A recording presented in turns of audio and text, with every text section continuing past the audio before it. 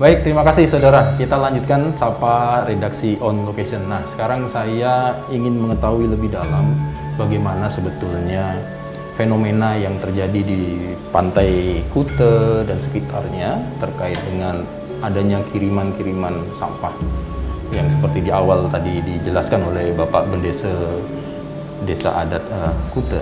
Nah, sekarang saya bersama dengan Bapak I Gede Astawakarang selaku akademisi dan juga peneliti Fakultas Kelautan dan Perikanan Universitas Udayana. Salam sehat Pak Gede.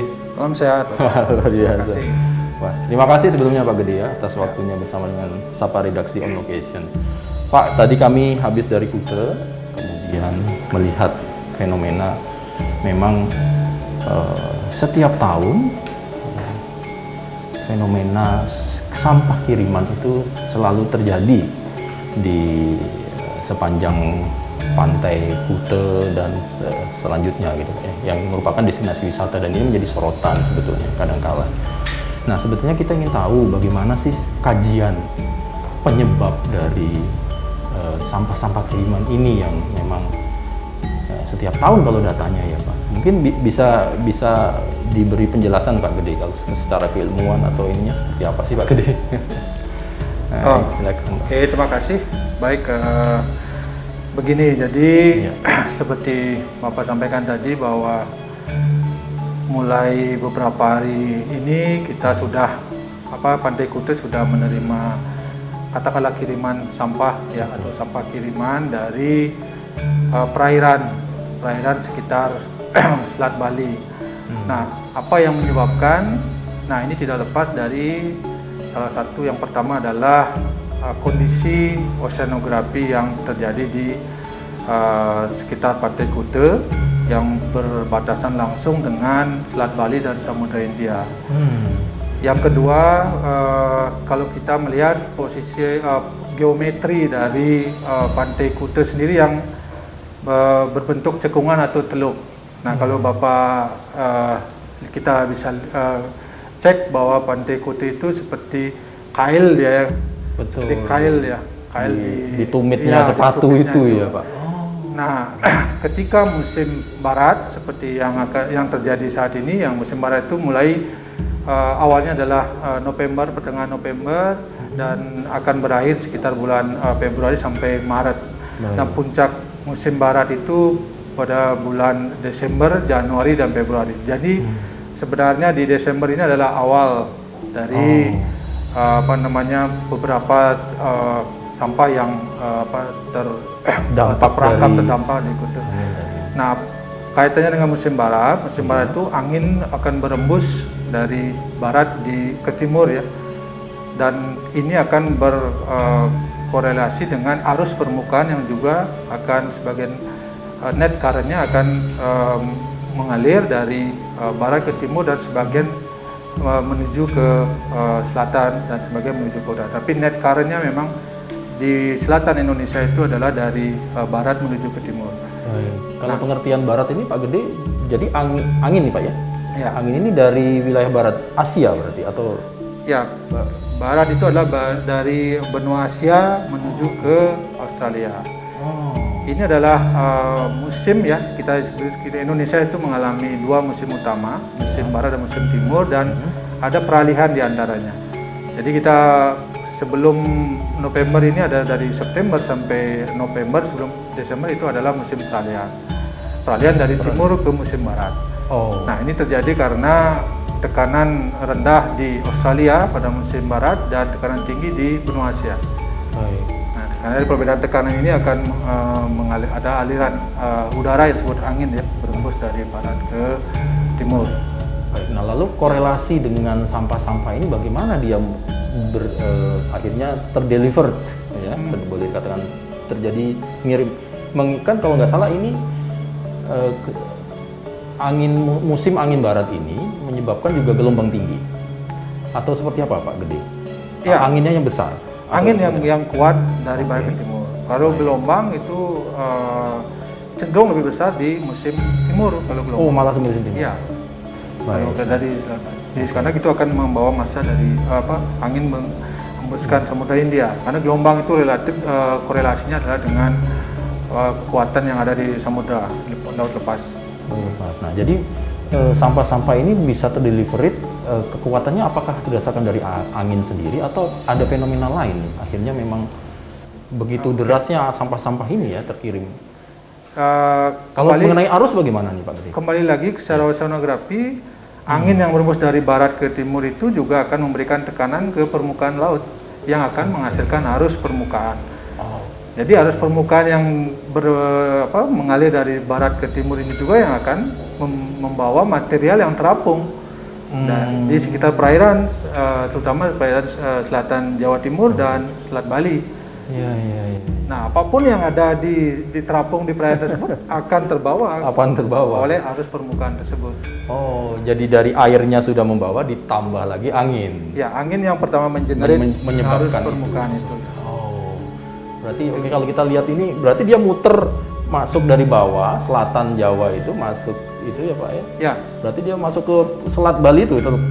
Ya, arus itu gambar di monitor ini adalah gambar sirkulasi prediksi arus permukaan dari global model yang digenerate oleh angin. Salah satu kekuatan angin, dan itu kita bisa lihat. Ini contoh angin ya, pergerakan ini arus permukaan. Oh, arus permukaan. Ya, arus permukaan. Nah, kita bisa lihat arusnya juga berembus. Kalau di selatan Jawa itu berembus dari barat ke timur, dan tentu sifat arus itu akan menyusur ke pesisir ya. Akan masuk ke Selat Bali. Nah, ini semakin besar. Dan akan di sana terjadi jadi sampah ini ke bawah boleh masuk ke dalam ya. Karena itu bentuknya kayak cekungan, jadi terperangkap bahasanya. Oh, ini penyebabnya. Dan tentu itu ada istilahnya kalau di arus itu ada residual current, jadi arus residu, arus sisa yang memang dia sifatnya memutar di sana saja, dan itu yang membuat material terapung itu juga sulit keluar dari teluk untuk ke laut lepas. Baik. Jadi ini memang betul ya Pak, secara teori bahwa sampah-sampah ini betul kiriman lah ya, bisa jadi dari luar lebih banyaknya gitu maksudnya. Nah, bagaimana? Ini yang menarik. Menarik. Jadi Pak kolega saya juga sudah melakukan ini intensif riset, Pak Dr. Hendrawan dan tim. Jadi ada beberapa sumber yang sudah dari kita bisa disimpulkan bahwa sampah itu tidak hanya dari luar Bali. Jadi dari sungai-sungai di Bali pun berpotensi. Ya, jadi nanti pada saat sebelum musim hujan, sampah-sampah ini kan terakumulasi di sungai ya. Betul. Nah, ketika hujan deras tiba, akhirnya seperti dibersihkanlah sungai itu oleh limpasan air yang besar, dan itu akan dibawa ke laut. Jadi kita tidak bisa membatasi cara administrasi sampah ini sementara ini. Jadi sebenarnya perlu istilahnya penelitian lebih lanjut, dan dari mana dominan dari mana, dan pergerakannya berapa lama sampai di Pantai Kuta itu sedang dilakukan oleh tim kolega kita di Kresos Sudayana, kerjasama dengan beberapa partner di luar negeri yang mudah-mudahan di masa depan kita bisa lebih presisi mengetahui sumber-sumber sampah dan waktu tinggalnya sampai di Kuta seberapa lama.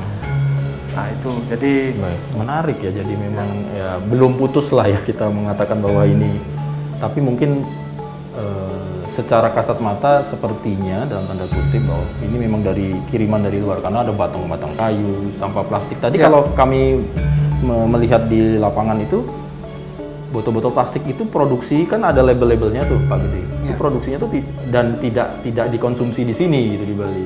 Kebanyakan di luar Bali ya. Itu salah satu indikasi mungkin yang menimbulkan bahwa sampah ini memang dari luar gitu. Tapi apapun itu memang harus diteliti lagi ya Pak ya. Tapi pada prinsipnya memang faktanya memang sampah itu ada, dan ini memang sesuatu kelaziman di musimnya ya Pak gitu.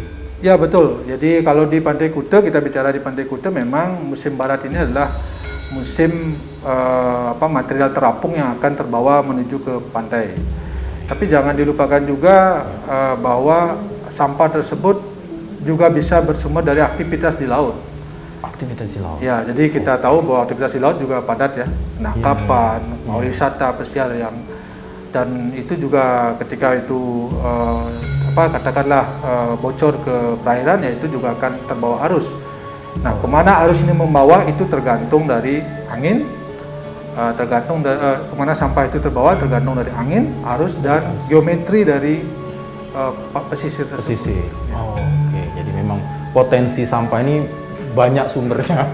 Ya, dugaan kita memang tidak hanya dari luar Bali, ya tentu dari Jawa, dari barat juga kemungkinan besar, dari samudra aktivitas di laut juga sangat berpotensi, dan tentu dari kita aktivitas lokal juga sudah diteliti itu oleh kolega kita bahwa memang sampah-sampah dari sungai-sungai di Bali juga berpotensi besar untuk masuk ke perairan.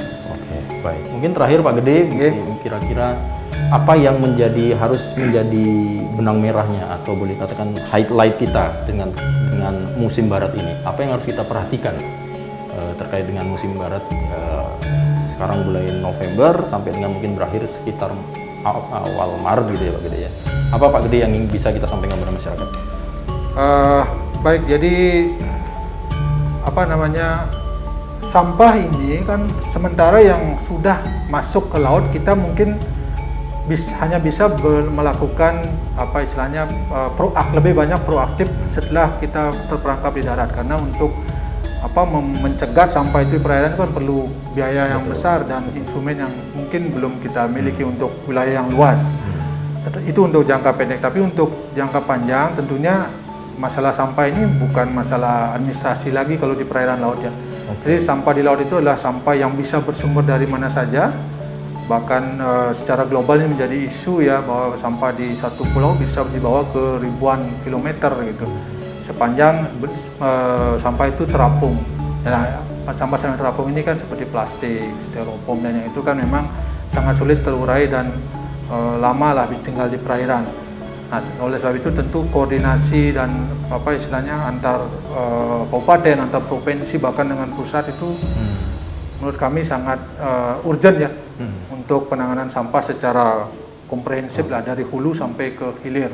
Intinya jangan sampai ada sampah bocor ke laut, dan itu intinya mungkin itu yang bisa disuarakan lah. Oke, baik. Terima kasih banyak Pak Gede atas waktunya. Mudah-mudahan ini bisa memberi sedikit gambaran dan pencerahan kepada masyarakat bahwa memang fenomena musim angin barat ini memang dampaknya atau membawa efek resiko ya, ada sampah akhirnya berkumpul di pesisir pantai Bali.